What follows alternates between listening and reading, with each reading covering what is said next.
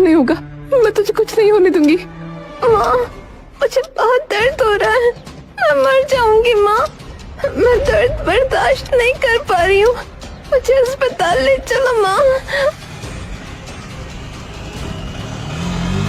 हम बस पहुंचने वाले मेरी बच्ची, बस थोड़ी देर और। थोड़ी देर बाद, डॉक्टर साहब देखिए ना, मेरी बेटी को क्या हो रहा है। देखिए, आप यहीं पर वेट कीजिए, हम इनका चेकअप करते हैं।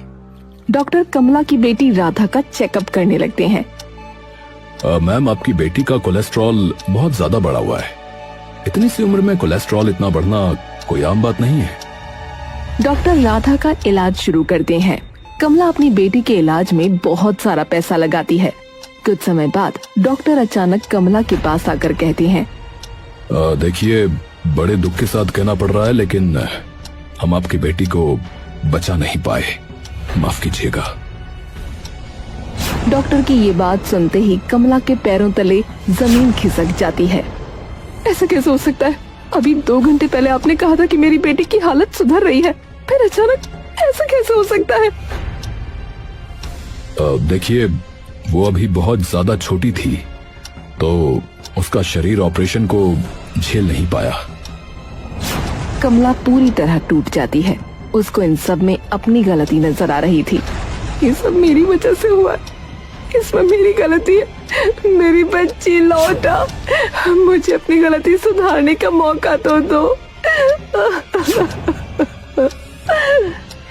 तभी कमला के पास एक नर्स आती है। मैम, हम आपकी तकलीफ समझ सकते हैं। मैंने अपनी आंखों के सामने यहाँ कई लोगों को टूटते और बिखरते देखा है। आपको हिम्मत से काम लेना होगा। मेरी बेटी बहुत छोटी थी, वो अभी मिडिल स्कूल में आई थी, बहुत प्यारी थी वो। संभालिए अपने आप को मैम, आपको हिम्मत से काम लेना होगा। आखिर राधा की मौत के पीछे क्या कारण हो सकता है और उसकी मौत की वजह कमला अपने आप को क्यों बता रही है, ये जानने के लिए हमें 1 साल पीछे जाना पड़ेगा। 1 साल पहले। माँ, आपको पता है अगले साल मैं मिडिल स्कूल में चली जाऊंगी।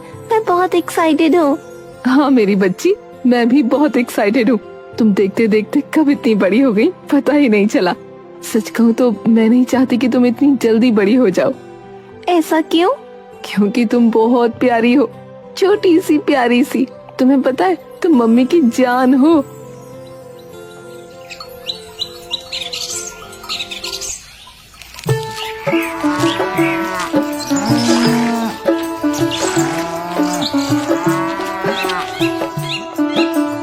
तभी दरवाजे पर किसी ने दस्तक दी। अरे कमला, जरा 1 किलो घी का जार दे दे, मेरे घर पर घी खत्म हो गया है। आइए ना पुष्पा काकी, मुझे पता था आप आने वाली होगी, इसलिए आपके लिए पहले से ही घी बना कर रख लिया था। अब घी लेने यहाँ नहीं आऊंगी तो कहाँ जाऊंगी? पूरा गांव जानता है कि तू घी में कोई मिलावट नहीं करती। अब हम तुझसे घी नहीं लेंगे तो किससे लेंगे? ये लीजिए आपके घी का जार। हाँ दे दे, इसके पैसे तुझे मैं बाद में दूंगी। लेकिन काकी, आपने मुझे पिछले महीने के भी पैसे अभी तक नहीं दिए। नहीं दिए? कैसी बात कर रही है? मुझे तो याद नहीं, मेरे हिसाब से मैंने पैसे दे दिए थे। नहीं दिए थे काकी, अगर दिए होते तो मैं ऐसा क्यों कहती? अरे क्या पता, तेरा मुझसे दोबारा पैसे लेने का मन हो। आप कैसी बातें कर रही हैं? देखिए, मैंने कॉपी में भी लिखा था, अगर आपने दिए होते तो मैं यहाँ से काट देती ना। हाँ ठीक है, मैं दोबारा दे दूंगी। ऐसा कहकर पुष्पा वहाँ से चली जाती है। कमला के घर के बाहर उसे गांव की दूसरी औरत बीनू मिलती है। क्या बात है पुष्पा बहन, बड़ी नाराज होकर निकल रही हो? अरे क्या बताऊं, पिछले महीने घी के पैसे दे चुकी कमला को, कह रही है नहीं दिए, अब दोबारा देने पड़ेंगे।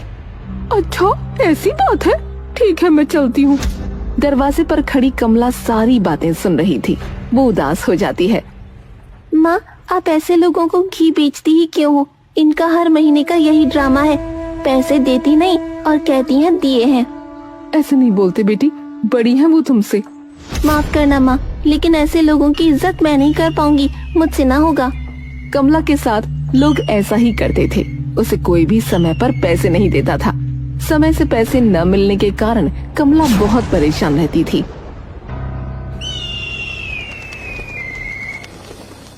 माँ, कल स्कूल में फंक्शन है। बड़ी क्लास के बच्चे अलग अलग चीजों का स्टॉल लगाएंगे और हमें वो खरीदना होगा। इसलिए मैडम ने कहा है सभी को पैसे लेकर आने हैं। कल जाने से पहले आप मुझे कुछ पैसे दे दीजिएगा। राधा के ऐसा कहने पर कमला अपना बटुआ चेक करती है। मेरे पास तो पैसे हैं ही नहीं। जो पैसे थे उनमें से सुबह आटा और चावल ले आई थी। अब क्या करूं? अब राधा बेटा, मैं तुम्हें सुबह स्कूल जाने से पहले पैसे दे दूंगी, ठीक है? कमला उन लोगों से पैसे मांगने चली जाती है जिन्होंने उससे उधार में घी खरीद रखा था।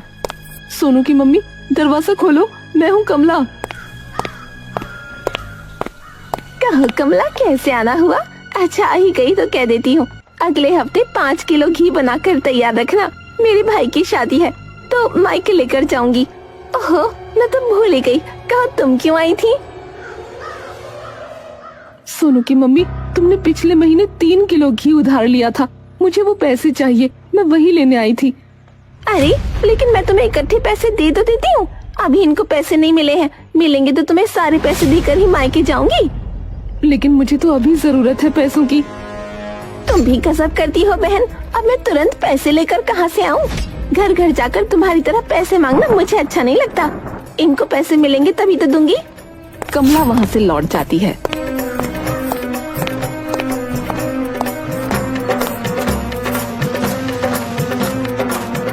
वो कई घरों में जाती है लेकिन उसको अपने पैसे कहीं से नहीं मिलते।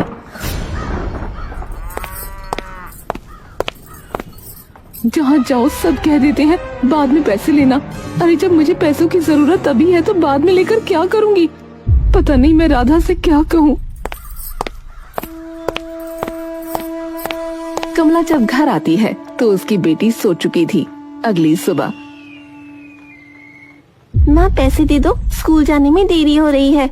लेकिन राधा, मेरे पास तो पैसे नहीं हैं, मैं तुझे कहाँ से दूं? आप ऐसा कैसे कह सकती हैं? आपने कल कहा था ना आप मुझे पैसे दोगी, फिर अचानक आप ऐसा क्यों कह रही हो? बेटा, मैं कल उन सभी लोगों के पास गई जिन्होंने मुझसे घी उधार लिया था, लेकिन किसी ने पैसे नहीं दिए। तो आप किसी को उधार घी देती क्यों हो? राधा गुस्से में अपनी यूनिफॉर्म उतार देती है। कमला को अपनी बेटी के लिए बहुत बुरा लगता है। उसने एक बात तो ठान ली थी कि अब वो किसी को उधार में 100 ग्राम घी भी न देगी। वो अपने घर के बाहर एक पर्चा चिपका देती है जिस पर लिखा था, आज से उधार बिल्कुल बंद। अरे तुम लोगों ने सुना, कमला ने उधार में घी देना बंद कर दिया है। अब वो सिर्फ नगद पैसे लेकर ही घी देती है। अरे बात बस इतनी सी है, सब लोगों ने उसके घी की तारीफ कर करके उसके भाव बढ़ा दिए हैं, और कोई बात ना है। हाँ पुष्पा काकी, तुम्हारी बात बिल्कुल सही है। बाजार में सब्जी लेते हुए सभी कमला की बुराई कर रहे थे। तभी अचानक से कमला वहाँ आ जाती है। क्या हो गया? मुझे देखकर आप लोग चुप क्यों हो गई? मेरे बारे में चर्चा हो रही थी क्या? वैसे पुष्पा काकी, 2 किलो घी के पैसे मुझे आज ही चाहिए, वरना मैं आपको घी ना दूंगी। और सोनू की मम्मी, तुम्हारे पति को अब तक तो सैलरी मिल ही गई होगी ना, तभी तो बाजार में खरीदारी कर रही हो। लाओ, लगे हाथ मुझे भी पैसे दे दो। तुम भी गजब करती हो कमला बहन, ऐसा लगता है जैसे हम तुम्हारे पैसे लेकर भाग रहे हैं। ये लो, रखो अपने पैसे। कमला पैसे लेकर घर को जाने लगती है। ये लोग तो मुझे मेरे ही पैसे देकर ऐसे जता रहे हैं जैसे मुझ पर एहसान कर रही हैं। बढ़िया ही, अब लेकर दिखाओ मुझसे उधार में घी। तभी कमला की नजर एक आदमी पर जाती है जो पेड़ के पीछे छुपकर अपने घी के डब्बे में डालडा मिला रहा था। ए रुको, तुम क्या कर रहे हो? शर्म नहीं आती तुम्हें? लोगों को नकली घी बेचते हो। मैंने तुम्हें घी में डालडा मिलाते हुए रंगे हाथ पकड़ा है, तुम्हें इसके लिए जेल भी हो सकती है। अरे तुम तो ऐसे भड़क रही हो जैसे मैंने घी में जहर मिला दिया हो, हैं? अरे मैंने ईमानदारी से कमा करके भी देखा है, गालियों के अलावा कुछ भी नहीं मिला। और अगर मैंने घी में थोड़ा डालडा मिला भी दिया तो क्या हो गया? अपने बच्चों को स्कूल की फीस भरने के लिए और अच्छे से 2 वक्त की रोटी खाने के लिए इतना तो करना ही पड़ता है ना। क्या तुम सच कह रहे हो? और क्या, पहले मैं भी तुम्हारी तरह बिल्कुल शुद्ध घी बेचता था जिसमें मेरा कोई फायदा नहीं था, लेकिन घी में डालडा मिलाकर बेचने से मुझे बहुत फायदा होता है, बता रहा हूँ। मेरे बच्चे आज की डेट में बहुत खुश हैं। और तुम जानती हो, ऐसा करके मैंने अपना घर भी बना लिया है। अरे चलो छोड़ो, अब मुझे जाने दो। ऐसा कहकर वो आदमी वहाँ से चला जाता है, लेकिन उसकी बातें कमला के दिमाग में घर कर गई थी।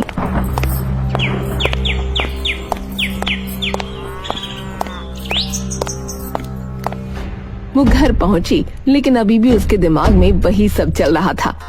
वो अपनी बेटी का चेहरा देखती है, जो स्कूल न जाने के कारण बहुत उदास थी। मैंने भी बहुत ईमानदारी दिखा ली, कोई फायदा नहीं होता। और फिर मैं किसके लिए ईमानदार रहूं?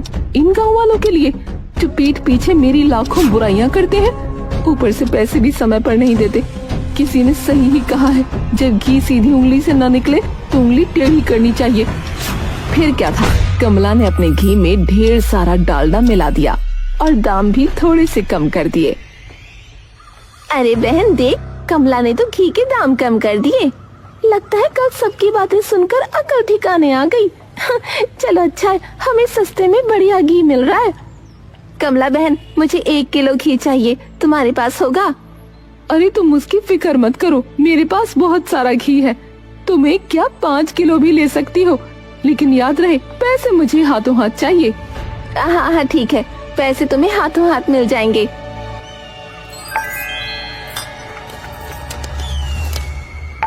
तभी सोनू की मम्मी कहती है, कैसी हो कमला बहन? कितना घी चाहिए जल्दी बताओ, मेरे पास समय ना है। अरे अपने गांव के लोगों का हालचाल पूछना चाहिए, व्यवहार बना रहता है।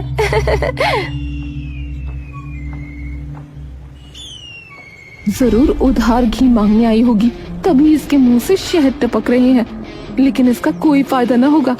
अरे कहाँ खो गई? मैंने तुम्हें बताया था ना, मेरे भाई की शादी होने वाली है, इसलिए मुझे 5 किलो घी चाहिए। पैसे मैं तुम्हें जल्दी दे दूंगी। मुझे पता है तुमने उधारी बंद कर दी है, लेकिन हम तो अगल बगल में ही रहते हैं ना, हमारी बात अलग है। माफ करना सोनू की मम्मी, बात जब उधारी की होगी तो मेरे लिए सब एक बराबर है। अगर आपके पास पैसे हैं तो ही घी मिलेगा, वरना नहीं। तुम तो सच में बहुत घमंडी हो गई हो कमला। ये लो पकड़ो पैसे और लाओ घी दो जल्दी। आज पहली बार सारे ग्राहकों ने कमला को नकद पैसे दिए थे और डालडा मिलाने के बाद भी घी भी ज्यादा हो गया था, इसलिए आज कमला के हाथ ढेर सारे रुपए लगे। अरे बाप रे, इतने सारे पैसे! मैं इन्हें देखकर कहीं पगला ना जाऊं। मैंने जिंदगी में कभी इतने सारे पैसे एक साथ नहीं देखे। मैं आज बहुत खुश हूँ। उस आदमी की बात तो सच निकली। अब मैं इन पैसों से अपनी बेटी के लिए नए कपड़े लेकर आऊंगी। कमला बाजार से राधा के लिए ढेर सारे कपड़े लेकर आती है। माँ मैं घर आ गई।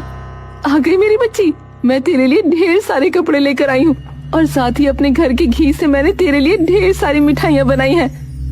आज कुछ खास है क्या माँ? वैसे कुछ खास तो नहीं है, लेकिन आज का दिन बहुत अच्छा है। ये ले तू मिठाइयाँ खा और बता कैसी बनी है। ये तो बहुत स्वादिष्ट है। मम्मी आज पहली बार आपने अपने घर के बने घी से मुझे कुछ बनाकर खिलाया है। आज घी की बिक्री नहीं हुई थी क्या? हुई थी ना, और वो भी बहुत ज्यादा। तुझे पता है अपने गांव वाला हलवाई है ना? हाँ, जिसके समोसे कचौरी मुझे बहुत पसंद है। हाँ वही। उसने कहा है अब वो हर महीने हमसे 10 किलो घी लेकर जाएगा, और वो भी नगद पैसा देकर। मैं बहुत खुश हूँ। अच्छा तो ये बात है। अब राधा और कमला की जिंदगी बदल चुकी थी। कमला ने कुछ ही महीनों में बहुत सारा पैसा कमा लिया। अब तो उसके हाव भाव ही बदल चुके थे। क्या कर रही है मेरी बेटी? अरे तुम आज फिर से समोसे को चोरी खा रही हो? बेटा ये सारी चीजें नुकसान करेंगी। नहीं मम्मी, कुछ नहीं होगा। आखिर वो हलवाई हमारे घर के शुद्ध देसी घी से तो सारी चीजें बनाता है, तो भला मुझे क्यों नुकसान होगा? राधा की मासूमियत और अपनी माँ पर इतना भरोसा देखकर कमला को अजीब लगता है। कहीं न कहीं ये बात उसे परेशान करने लगती है। मुझे ऐसा क्यों लग रहा है कि मैं कुछ बहुत गलत कर रही हूँ, लेकिन इसके पीछे मेरे इरादे गलत नहीं हैं, तो मैं कैसे गलत हुई? तभी अचानक से राधा के पेट में बहुत जोर का दर्द होने लगा और कमला उसे अस्पताल ले जाती है, जहां डॉक्टर ने कमला से ढेर सारे पैसे लूट कर कह दिया था कि उसकी बेटी अब इस दुनिया में नहीं रही। इस खबर का कमला के दिमाग पर बहुत गहरा असर पड़ा। वो पागलों जैसा व्यवहार करने लगी।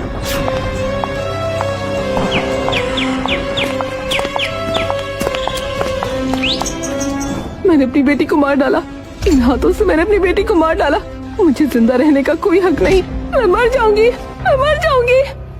क्या करने जा रही हो कमला बहन? इस तरह खुदकुशी करना समस्या का समाधान न होता। तुम्हें हिम्मत से काम लेना होगा। मुझे पता है संतान को खोने का दुख बहुत बड़ा होता है, लेकिन तुम्हें इस सच को अपनाना होगा। मुझे मर जाने दो, मर जाने दो मुझे। मैंने इन्हीं हाथों से अपनी बेटी को मार डाला है। मैं खूनी हूँ। तुम्हारी बेटी को बीमारी हो गई थी, इसलिए वो मर गई। तुमने ना मारा। नहीं, मैंने ही मारा है उसे। वो जिस दुकान से रोज समोसे कचौरी खाती थी, वो दुकान वाला घी लेकर जाता था। मैंने घी में डालडा मिलाया था, वो भी बहुत गंदा वाला। जल्दी पैसा कमाने के चक्कर में मैंने अपनी बेटी को मार डाला। देखा सोनू की मम्मी, मैं न कहती थी इसके घी में अब मिलावट होने लगी है। तुम ही थी जिसे मेरी बात पर भरोसा न था। सही कह रही हो काकी, इसीलिए तो भगवान ने इसको कर्मों का फल दिया। अच्छा हुआ इसकी बेटी मर गई। आप दोनों पागल हो गई हो क्या? ये कोई समय है ऐसी बातें करने का? वो बेचारी पहले इतने दुख से गुजर रही है। भगवान के लिए दोनों मुंह बंद रखिए। कैसे चुप रहे? इसकी बेटी को बीमारी हुई क्योंकि उसने मिलावट वाले घी का सामान खाया। इसकी बेटी की जगह हमारे घर के बच्चे भी हो सकते थे। तुम बिल्कुल ठीक कह रही हो। मैं तो कहती हूँ इसे गांव से ही निकाल देते हैं। इसकी बेटी की जगह अगर हमारे बच्चों को कुछ हो जाता तो हमें इस औरत को पत्थर मारने चाहिए। उन दोनों की बात मानकर गांव के सभी लोग कमला पर पत्थर मारने लगते हैं। गांव की एक औरत जो उसे बचाना चाहती थी, अब वो भी उसके विपक्ष में हो गई। मारो इसे छोड़ना मत। इसके कारण हमारे बच्चों की जान जा सकती थी। तभी अचानक एक प्यारी सी आवाज आती है। रुक जाओ, मेरी माँ को कुछ मत करो। मेरी माँ ने कुछ नहीं किया है। भगवान के लिए इसे छोड़ दो। भूत, भागो भागो, ये हमें मारने आई है। मैं भूत नहीं हूँ। सच तो यह है कि मैं मरी ही नहीं थी। वो अस्पताल के डॉक्टर, उन लोगों ने झूठ कहा। मुझे कोई बीमारी नहीं हुई है, बस बाहर का ज्यादा खाने की वजह से थोड़ा इन्फेक्शन हो गया था। मम्मी से पैसे लूटने के चक्कर में उन्होंने बीमारी बता दी। और माँ, तुम्हें पता है वो लोग मेरा ऑपरेशन करके मेरी किडनी और मेरा दिल निकालने वाले थे। बच्ची बेहोश है ना? जी डॉक्टर। देखो, इसकी माँ से पहले हम थोड़े से पैसे ऐंठेंगे, उसके बाद इसकी बॉडी ऑर्गन्स निकालकर भेज देंगे। और उसकी माँ का क्या? जब मैं इसकी माँ को यह बताऊंगा कि ये मर चुकी है, तब इसकी माँ का बुरा हाल हो जाएगा। और ऐसे में तुम उसके पास जाकर उसे सहानुभूति दोगी। और हाँ, इसी बीच तुम्हें किसी तरह ड्रग का हाई डोज उसकी माँ में इंजेक्ट करना होगा, ताकि वो पागल जैसा बिहेव करे, और तब हम बॉडी को ठिकाने लगा देंगे। वाह डॉक्टर साहब, आपके प्लान का तो कोई जवाब ही नहीं। मैंने उनकी बात सुन ली थी, क्योंकि मैं बेहोश नहीं थी। फिर मैं अपनी जान बचाने के लिए वहाँ से भाग गई। जब उन लोगों को पता चला कि मैं भाग गई हूँ, तो उन्होंने माँ से कह दिया कि मैं मर गई और मेरे पीछे कुंडे लगा दिए। बहुत मुश्किल से बचकर मैं यहाँ तक आई हूँ। मेरी माँ पागल नहीं है, बल्कि उस नर्स ने मेरी माँ को ड्रग का हाई डोज इंजेक्ट किया है। राधा की आप बीती सुनकर गांव वालों की आंखों में आंसू आ गए। राधा गांव वालों से अपनी माँ की तरफ से माफी मांगती है। सब उसे माफ कर देते हैं। एक बार फिर से राधा और कमला नए सिरे से ईमानदारी से अपना काम करके अपनी जिंदगी की नई शुरुआत करते हैं।